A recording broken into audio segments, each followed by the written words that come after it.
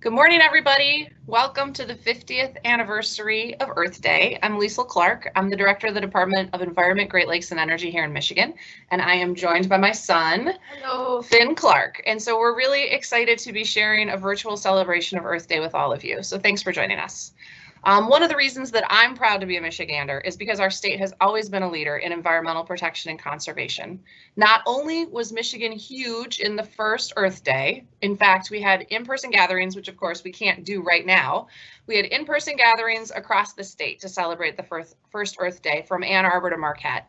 There are also many other things to celebrate from 1970, including important pieces of federal legislation like the National Environmental Policy Act and the U.S. Clean Air Act. They both took effect in 1970, and the U.S. Environmental Protection Agency, or the EPA, was formed in 1970.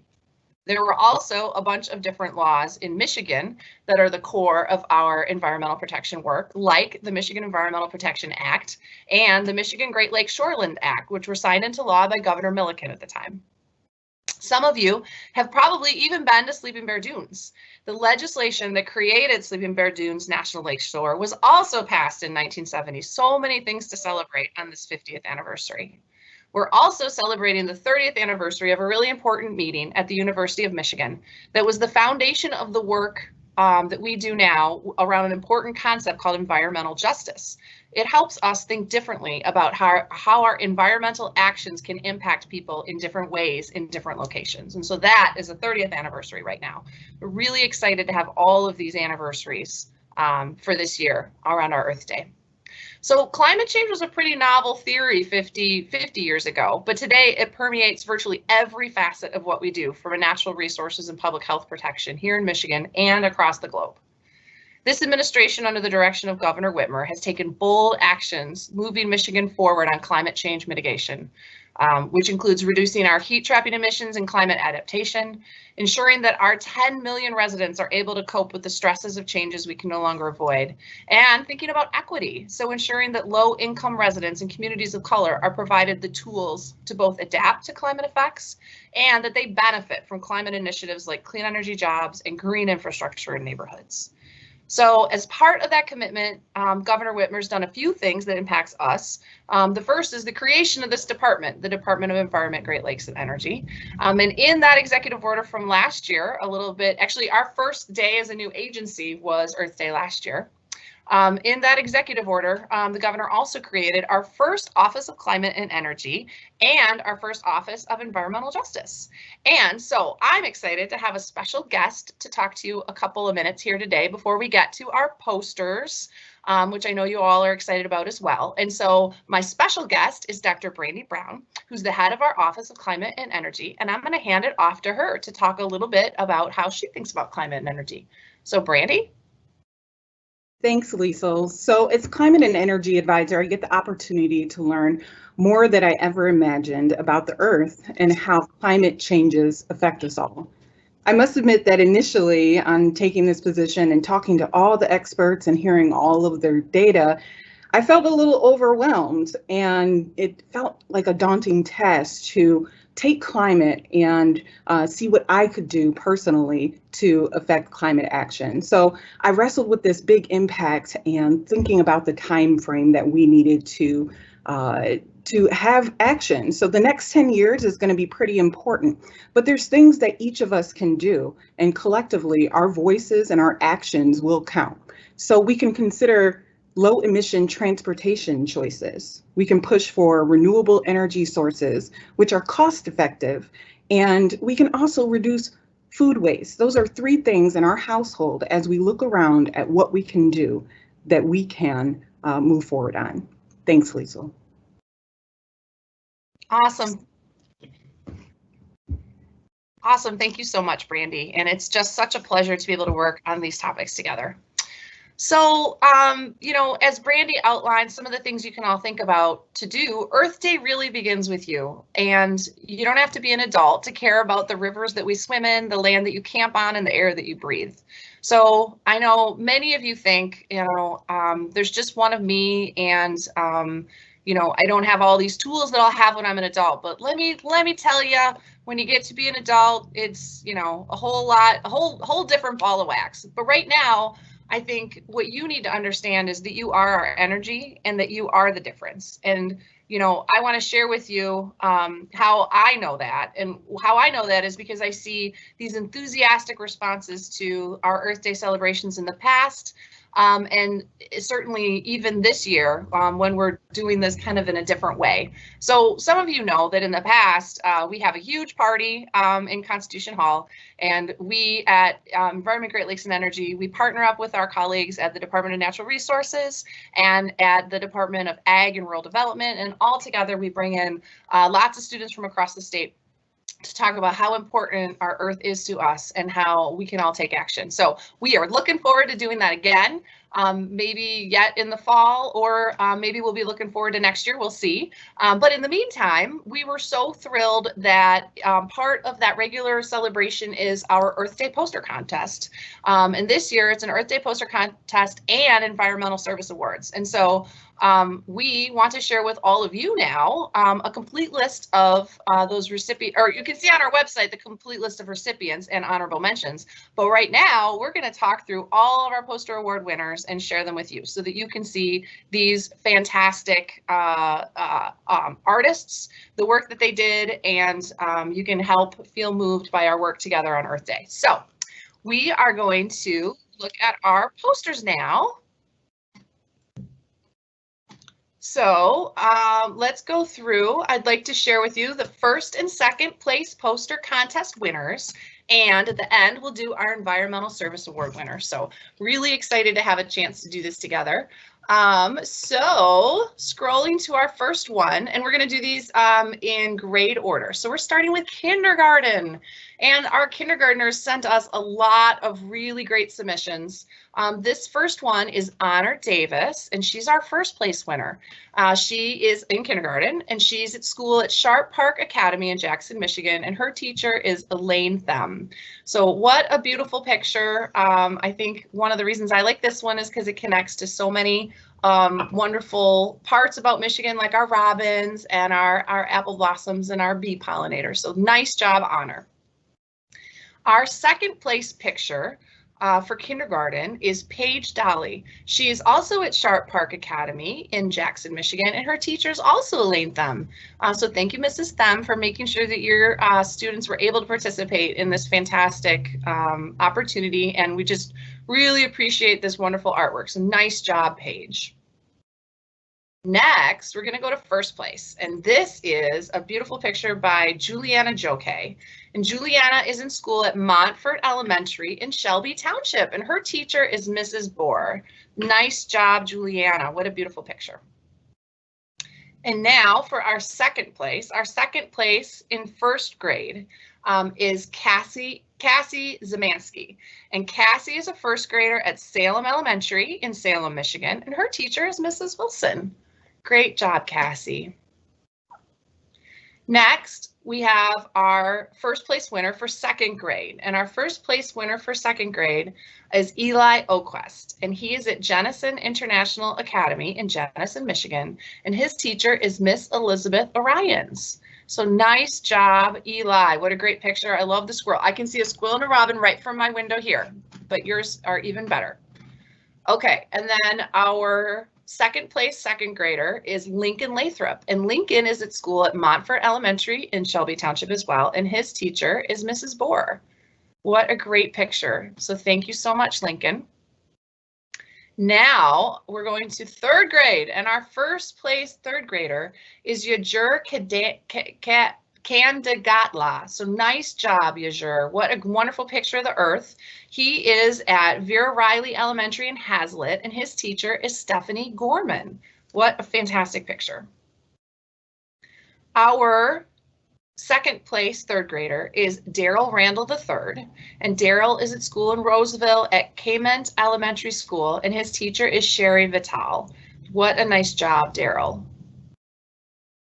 Moving on to fourth grade, we have Lucia Hall, and Lucia's in school at Sharp Park Academy in Jackson, and her teacher is Mrs. Them. What a beautiful picture, Lucia. Thank you. Got another robin in that one. I really like the robins. Okay, and now we're on to second place for fourth grade. So this is not Nick Ivanah, and Nick is in school at Montfort Elementary in Shelby Township, and his teacher's Mrs. Bohr. So I particularly like this globe. Look at his Lansing and his Michigan and that fantastic Mackinac Bridge. Nice job, Nick. All righty. Now we are on to our fifth graders. So first place from Waterloo Elementary is Astra Kelly, and she's in school in Monroe. And her teacher is Sharon Thomas. And what a great picture this is. Look at the bear too. She's got all of our critters in that picture.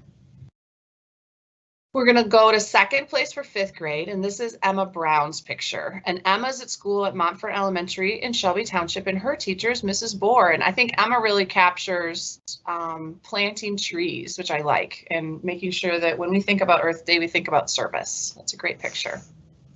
So that is the end of our poster contest. Congratulations, and thank you so much to everyone for all the submissions.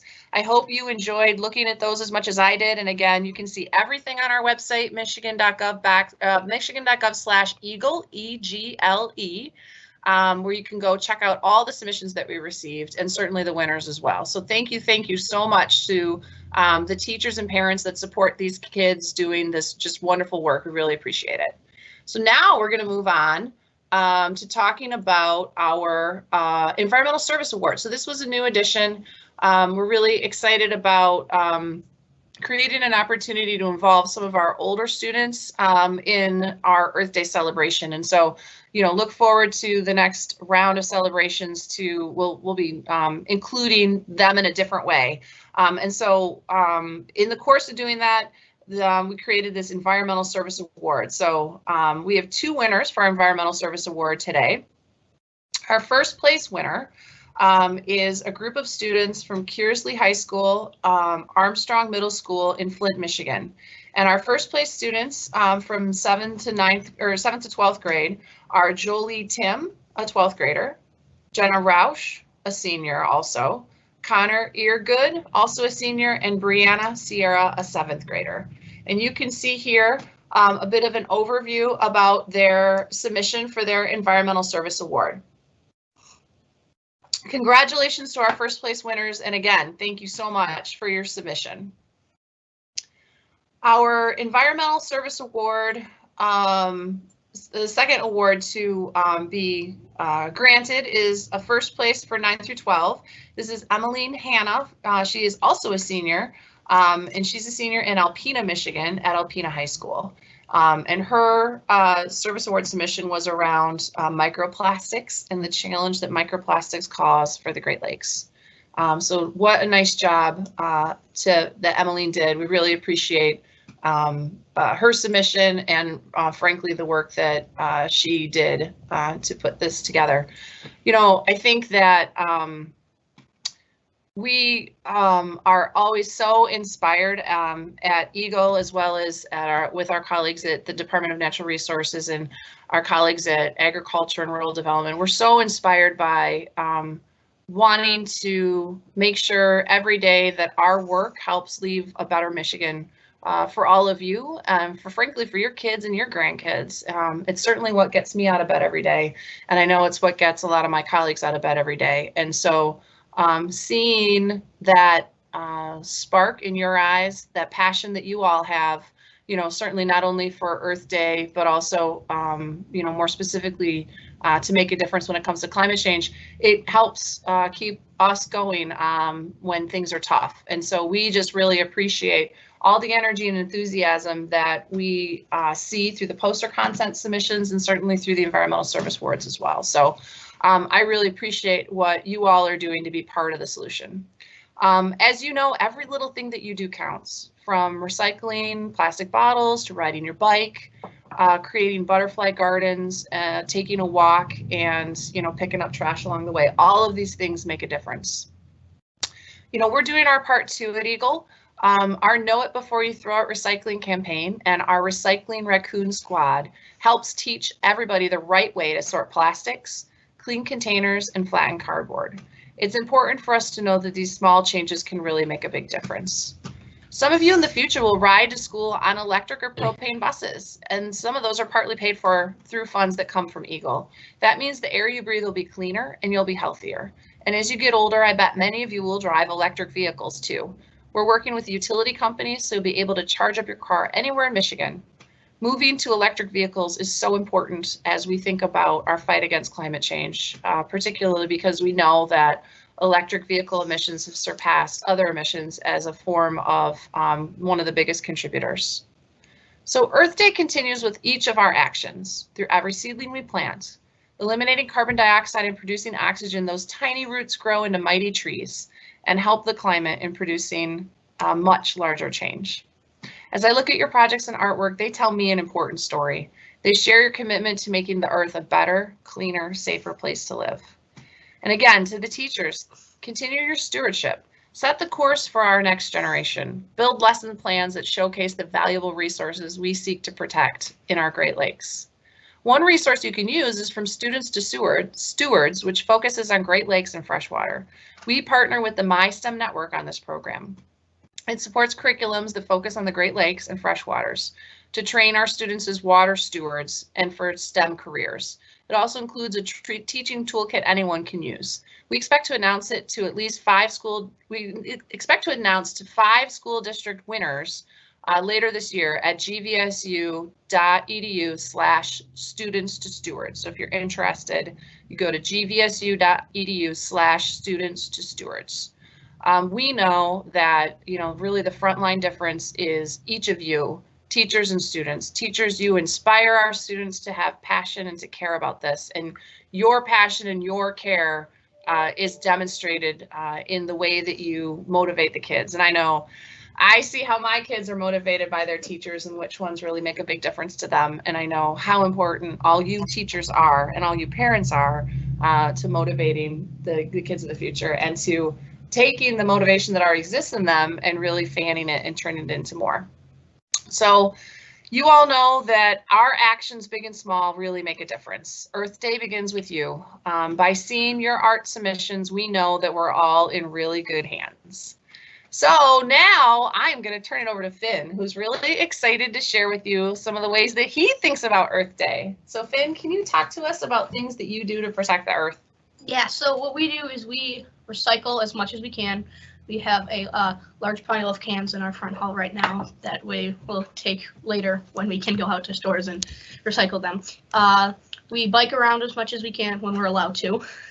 And we try to turn off lights when we leave the room and all that. And we use, one of my parents has a full electric car. So, and then mom has a part electric car. So we try to think about it in that way too. That's great. Yep. Lots of different ways that we can all make a difference. And it's about Earth Day and it's about all these different things that we do. And it's also about, all of your passion for STEM. Our kids are really excited about robotics and about the ways that the things that they learn and the things that they do through robotics can help them make a difference in the future. And I'm really proud of them. And I'm really proud of the robotics program that they're able to be part of because it's really motivating and exciting for them. So, all right, we are going to take a few questions, but before we do that, I want to again just thank our partners at other agencies. EGLE doesn't do this alone. We work very closely with natural resources and with ag and rural development, and we miss the fact that we're not all together in Con Hall today with tons of kids and tons of teachers, sharing our passion for the things that move us on Earth Day. But in the meantime, we get to do it virtually, and it's great to be together here on the 50th anniversary of Earth Day and to know that we'll have time really soon when we get together and do it in person. So with that, I am going to introduce my Chief of Staff, Andy Draheim, who is going to offer us up some questions that you might all have been asking.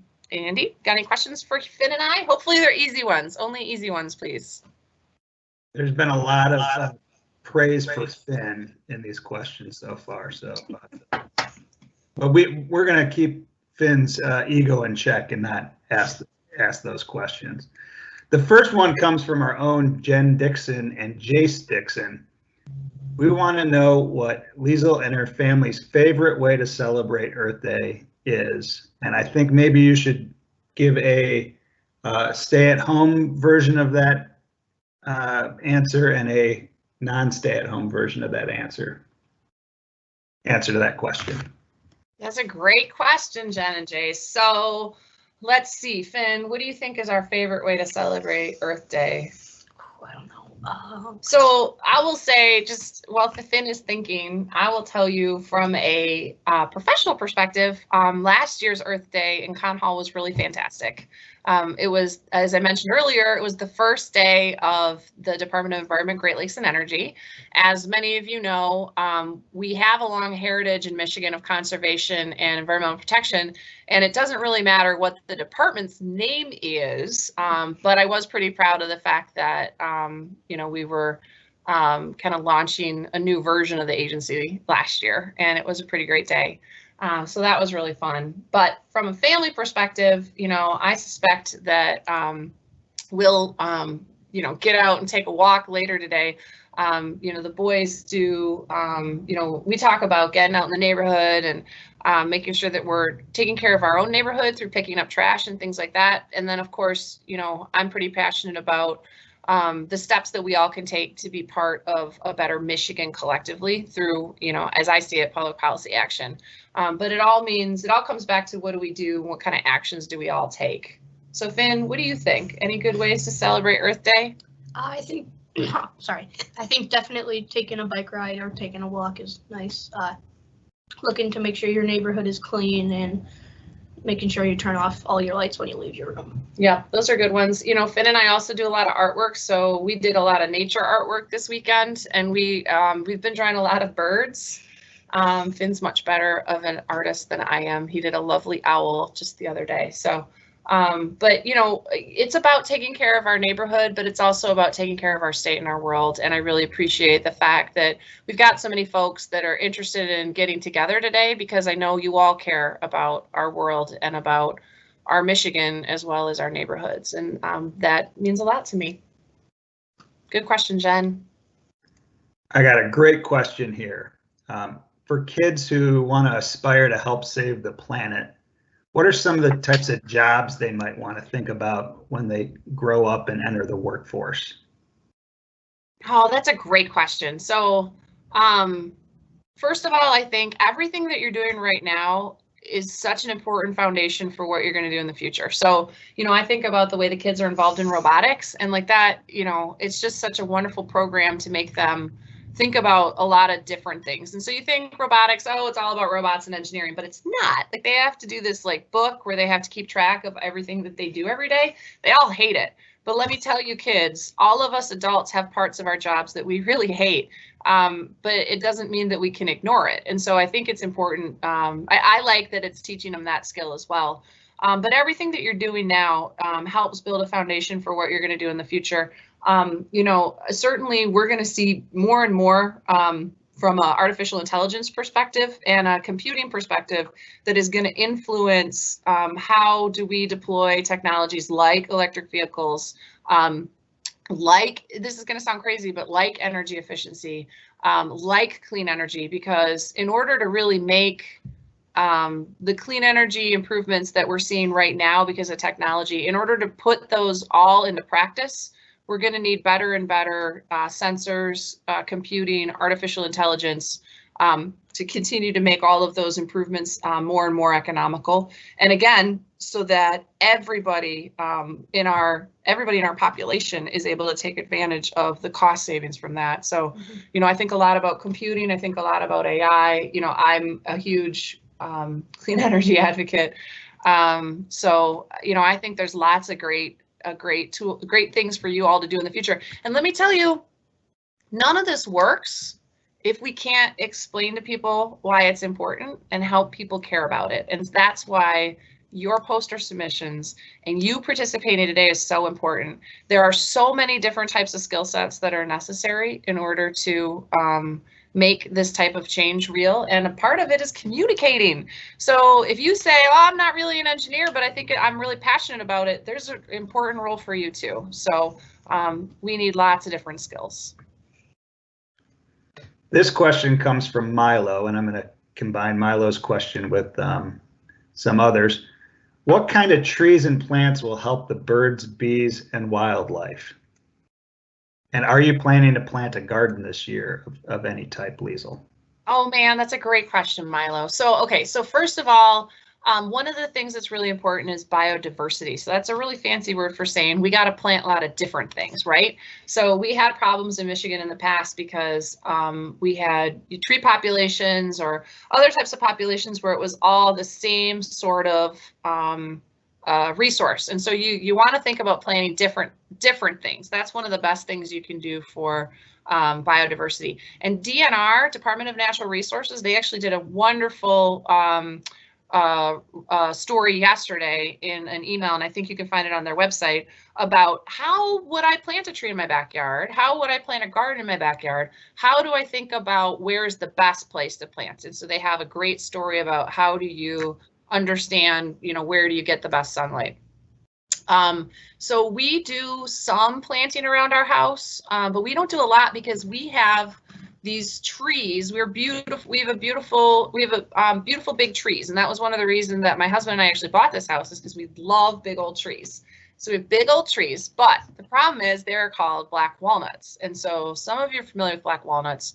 They have a acid that comes out of the tree, and the acid kills a whole lot of other plants, including my tomatoes and my peppers. And so we get to do raised beds and potted plants in order to take advantage of our big, beautiful trees, but also, put in vegetables and plants and things like that. So it's kind of a combination here at our place.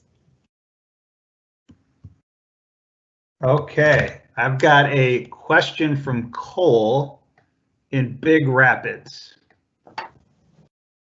All right, why can't I recycle my yogurt container at my local recycling center? Oh, that's a good question. I don't know if I know the answer to that because it's different in all parts of the state. I will say that one of the things our recycling team is working on is trying to make it easier for everybody. So we live in a smaller city, but I grew up in the country, and where I grew up in the country, we didn't have curbside recycling. We had to drive our recycling in once a week on the right day, sort it all out. And I know a lot of you live in those types of situations. And I know, there's a lot of cities in Michigan that don't even have curbside pickup. And so Michigan has, there's something here we can all work on really hard together, which is we have a big opportunity to improve our recycling rate. That's something that you are all so important to helping us make a difference on our recycling rate. And what we're doing from the department's perspective is we're trying to make that easier for everybody. So we're trying to help tell you how to do it. And then we're trying to support local communities in giving you easier ways to do that recycling. So that's a really good question that I don't have a very good answer for, except that we're going to do our best to try to make it as easy as possible. Here's a fun one.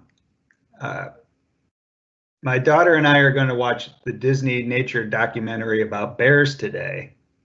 Do you have a favorite Disney nature documentary episode?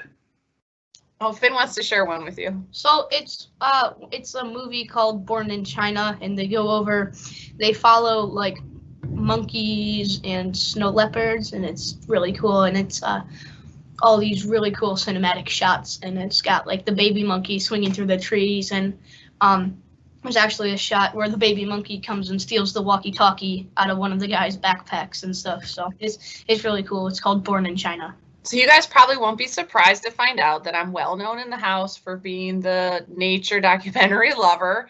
And I like all of them. I'm often the one who's watching ocean ones. I really have a thing for whales, or I also like mountain. I like anything mountaineering and mountain climbing and mountain things. So those are the sorts of things that I like to watch. How many cities in Michigan have electric car charging stations? Oh gosh, I don't know the number off the top of my head. Brandy, I'm going to ask you to think about it, and then I'm going to hand it to you in a second. I'm going to fake it for a second. No. So I've been working on vehicle electrification charging for a really long time, and I will say that, we're improving all the time. And the important thing to understand about electric vehicles is they're not really any different than your internal combustion engine. you got to charge up when you got to charge up in the same way that you got to get gas when you got to get gas. And so, you know, we'll think about doing it differently. And, you know, certainly we have 2 electric vehicles at our house. And so we do think about driving differently. But, you know, they're just, it's where we're going. And they're, we've got to make it easier with the infrastructure. But Brandy, I'm going to hand it off to you. Do you have any thoughts about how to quantify any of that infrastructure? I don't know the exact number because each station in the cities has multiple ones. But if you look across the I-94 corridor or 131 or anything to get us across the state, those big hubs where you would stop to get gas, there's going to be an electric charging station. There's even one, I live in Southwest Michigan, and there's one near a peach fruit stand that has some chargers there. So if you really want to answer this, maybe I can get you the information later, but there are many websites that'll point you in the directions, but the numbers are growing and will continue to grow. Brandy, while I have you, somebody asked if you could repeat the 3 things you mentioned that people can do today on Earth Day. Sure. So the first one is to think about what energy you're using in your own household. Sometimes the bills are hard to kind of figure out, but if you can take a look at those bills, often our utility companies have really good breakdowns on their websites to show you when and how you're using your electricity or your gas. And so that's the first place to start. And we can even come up with our own household goals. So right now, we know in the next 20 years that we need to reduce our energy consumption and our carbon footprint. So one goal that our household has is to, I think by 2030, to reduce our footprint by half, which we're figuring out how to do. But where you start that is to look at how much your energy use is now, and then figure out what you can subtract for that, how you can be more efficient in your energy uses. So that's the first one. The second one I mentioned, I believe, may have been food waste. So food waste actually, when we throw that out, it reduces gases. It can affect the environment in a way that we often don't think about. So if we reduce food waste, we're not only reducing some of those climate things on the back end, but we are preventing the use of carbon resources to produce that food that we're not eating. And the third one, of course, I'm blanking right now. So we had the reducing your energy consumption, food. Oh, transportation, that's a huge one. So like Liesl said, figure out how to electrify your transportation or use low fuel transportation methods, and push for your schools, your communities to take an advantage of some of the new things that are coming online in the next few years. We can reduce our footprint by 30% if we work on that area. Thanks, Brandy. That's great. Liesl, I got one I don't know if you'll know the answer to, which those are my favorite questions to ask. Oh, Andy. Are bird boxes good for the environment? Bird boxes are good for the environment. What a great question. And we also have a bee house that we're putting out that it's not for the honeybees, it's for the non-stinging bees, to give them a home because they help pollinate. And then here's our bee house. There you go. And then we also have, my oldest is working on bat houses too, to get them out of your house and into another place in the environment. So yeah, all those sorts of things, again, help with our biodiversity, help with our pollinators, and help, you know, not only the animal population and the birds and the insect population, but also obviously everything's interwoven. So it certainly helps our plants and trees as well. It's a good one. Here's one from Rowan Taylor. What is your favorite way to clean up pollution? Well, I think that there's 2 answers. One answer is what we can all do every day to make a difference, right? And so it might seem like, so I mean, there's little things like you take a trash bag and walk around your neighborhood and make sure you've cleaned everything up, and that's really important. And then there are other things that you can help your parents do, like make sure that you're not putting too much fertilizer on your lawn. So that fertilizer runs off and it goes into our sewers and it goes into our rivers and our lakes, and it causes problems there. And so that's a bigger thing. Feels like a small thing on your own lawn, but it makes a really big difference when everybody thinks about it. And then there are also things like making sure you're turning off your lights and making sure you are being efficient about your energy use. And maybe it's hard to see the connection there, but it makes a really big difference if we are able to decrease our energy use while still being comfortable. Or at the same time, hopefully using more clean energy as we're doing that. And what that does is that decreases overall the type of pollution that contributes to climate change. So those are some of the things that you can do very tactically, like in your house and within your family that can add to making a really big difference. All right, this question suggests something to us. So the question is, how long is this going to last? So I'm sensing that maybe we're getting long for our younger audience. So let's take 2 more questions. How about that? Okay, that sounds good. And before I forget, a certain videographer on our staff wanted to make sure we mentioned our YouTube channel. Oh, great idea. So if you want to watch some fun videos about Michigan's environment and things you can do to help protect our planet and learn more about how our environment works, check out our EGLE YouTube channel. And some of the videos are really short too, so a couple of minutes. I'll go with another one that relates to television. I always watch National Geographic. Do you have a favorite National Geographic show? I don't know if I can pick a favorite National Geographic show.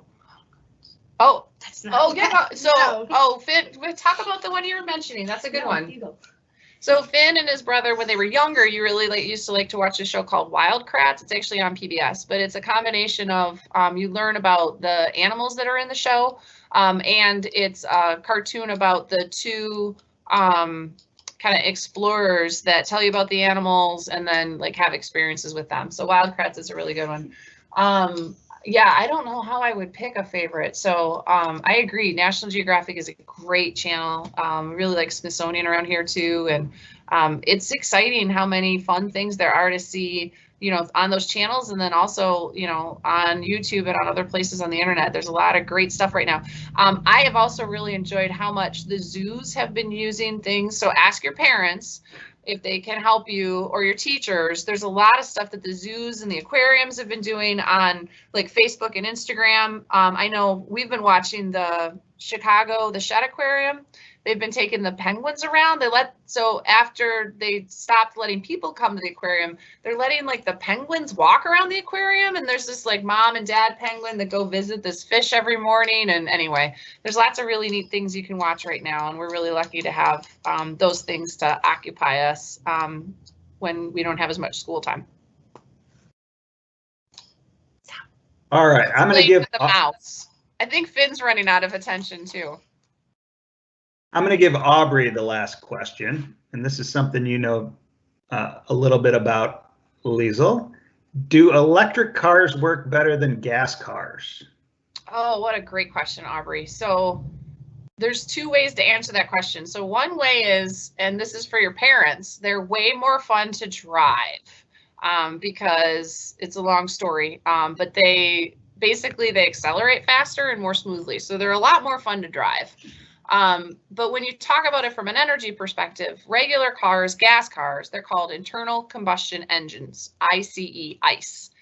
And internal combustion engines don't use that gas very efficiently. They only use about 30% of the power that comes from that gas.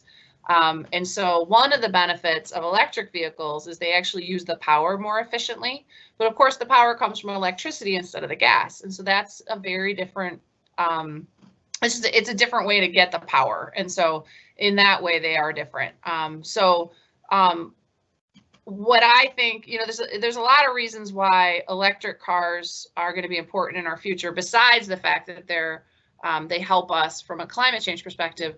They're also really important because people are driving cars differently. So in some parts of the state, and many of you who've been to big cities, you hear about people using different types of travel. Like instead of taxis, they're using Ubers and Lyfts, and you guys hear things about, these different ways of traveling. There's also something that, certainly the car makers are working on called autonomous cars, right? Where nobody's driving them. And when we do autonomous cars, it's easier to do them with electric cars than it is with that gas powered car. So, transportation's changing, everything's changing. The only thing that's constant in life is change, and, electric vehicles are going to be part of, what our future looks like in Michigan and in the US and across the globe. All right, now, before I let you close, Liesl, I just wanted to note there's Jim put a note in in the chat box. You can get more information about Earth Day, including poster winners and more, at michigan.gov/Earth Day. There's been a lot of questions from teachers, how do I get on your mailing list? From people looking for us to show other posters and winners. Please start there, and if you send us an email through the addresses provided there, it'll get to us. We'll get you on the right lists. But that's a great place to start for information. And our YouTube channel is youtube.com/Michigan Eagle, EGLE, not eagle like the bird. And with that, I'll turn it back to you, Liesl, for any last comments you want to share with the group. Awesome. Thanks, Andy. So, and I do want to make sure, just to underscore Andy's point, that you can see all of the poster winners and Environmental Stewardship Award winners. There's videos on our YouTube link, Michigan EGLE, Environment, Great Lakes, and Energy. And there's also videos of our team doing Earth Day activities. And then all of the posters are on our website, michigan.gov/EGLE, EGLE. So, thank you so much for celebrating with us. I'll be honest, it's kind of a hard Earth Day for me because I was really excited about the 50th anniversary because of how important it is for Michigan, and because of what a difference how Michigan was involved early on, and then what a difference it's made from environmental protection perspective in Michigan over the last 50 years. So I'll be honest, I was pretty disappointed that we weren't going to be able to get together in person. And so I'm really glad that we were able to get together like this virtually. I really appreciate you all taking time to join us. And I'm just going to say again that it was very special that you all worked on posters. They're beautiful. We really appreciated all the submissions, and we know that that was hard work for you and that you thought a lot about what Earth Day means to you when you made those posters. But most importantly, I want to say a huge thank you to the teachers and the parents that support the kids. Again, these kids have such an important passion for our future, and you all, continue to kindle that passion and support those kids. And that is, a big part of, again, what gets me out of bed every day is thinking about leaving a better Michigan. And when I see the poster submissions and hear from all these wonderful minds that you're cultivating, it really helps give me hope. So thanks to everybody. And I know, again, it's not how we wanted to celebrate Earth Day. There are so many reasons that this is not how I wanted to celebrate Earth Day. But thank you for making my day a little bit brighter, and I hope it makes your day a little brighter too. Thanks for joining us. You want to say goodbye? Bye. Thank you.